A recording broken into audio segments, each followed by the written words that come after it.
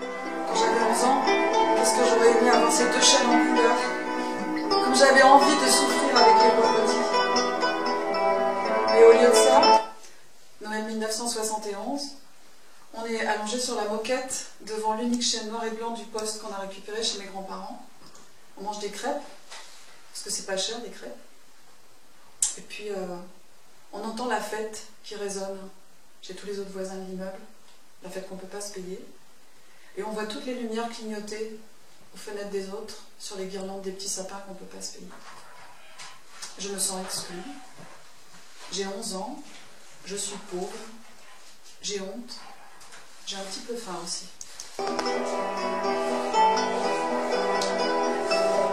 À la rentrée de janvier 1972,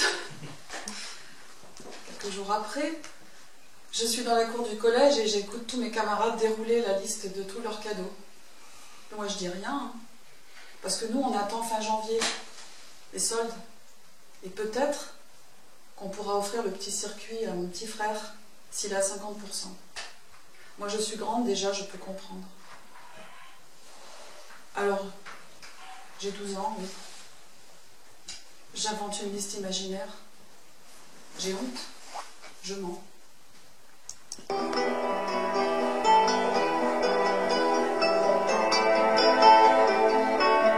manger, on va faire les courses chez Marguerite.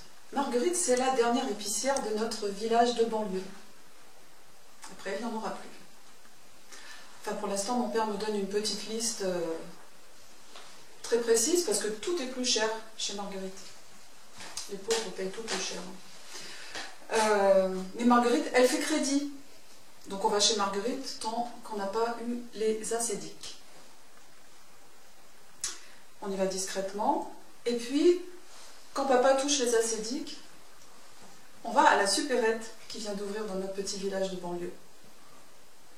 Et là, on a une petite liste bien précise, parce qu'on est toujours pauvre.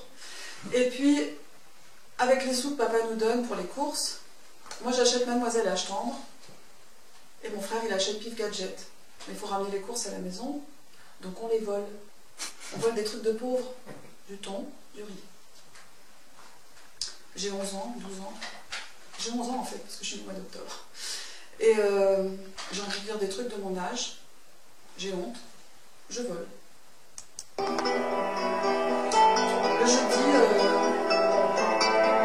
je vais jouer chez Valérie, parfois. Valérie vient jamais chez moi.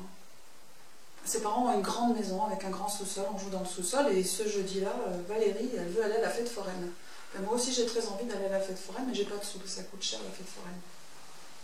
Mais les parents de Valérie, ils font les marchés, ils sont commerçants sur les marchés, et donc ils ont dans le sous-sol toutes leurs caisses qui ramènent du marché, leurs caisses avec l'argent qui posent directement là en attendant le prochain marché. Donc ce jour-là, on va à la fête foraine, et derrière Valérie, je remplis mes poches avec les sous de la caisse du marché. Comme ça, moi aussi, je peux payer des tours d'auto-tamponneuse et puis des barbes à papa. Puis la semaine d'après, je reprends des sous dans la caisse, le long du mur du sous-sol, pour acheter des bonbons. Puis la semaine d'après, je prends des sous pour acheter des chouquettes.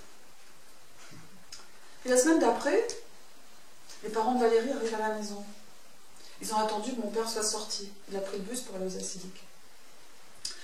Et ils sont rentrés chez moi, ils m'ont fait la leçon.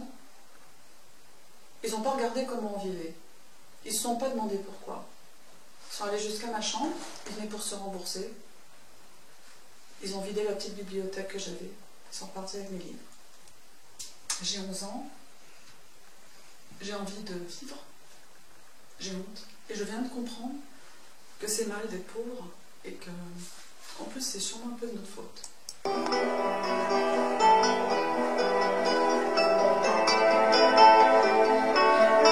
En juin 2000, je quitte la grande multinationale d'édition juridique où je travaille. Je suis cadre supérieur. J'ai été journaliste dans des trucs que vous n'avez pas envie de lire. Et puis ensuite éditeur. Mais je n'endure plus le tailleur, je n'endure plus les escarpins, je n'endure plus le foulard Hermès. Et surtout, je ne supporte plus les repas à des prix indécents avec nos auteurs, tous professeurs de droit qui ne connaissent du monde que le 7e arrondissement et le taxi pour aller jusqu'à l'aéroport. Et moi, je ne me sens jamais à ma place. J'ai 40 ans. J'ai encore un petit peu honte. Je décide de redescendre d'un cran social, mais de garder mes livres. Je quitte la ville pour la campagne et je deviens maîtresse d'école.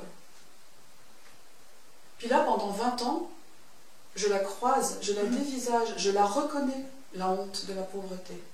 Puis de temps en temps, je la soulage, mais pas souvent. Alors 20 ans plus tard, je suis maître spécialisée, parce qu'on est maîtresse d'école et maître spécialisée, bien sûr. Puis ça va pas non plus. J'ai 60 ans, j'ai l'arrière-goût de la honte, j'ai la sécurité de l'emploi, mais ça va pas. Alors aujourd'hui, un an plus tard, je ne suis plus maître spécialisée. Je suis écrivain public solidaire. Et je crois que c'est pour mettre des mots sur la honte, mais j'en suis pas tout à fait sûre encore. Voilà. Est-ce que vous avez reconnu la petite musique qui passait là? Personne? Personne ici? C'est la musique de Jacou le Croquant! Il y avait tout dans cette série, paraît-il.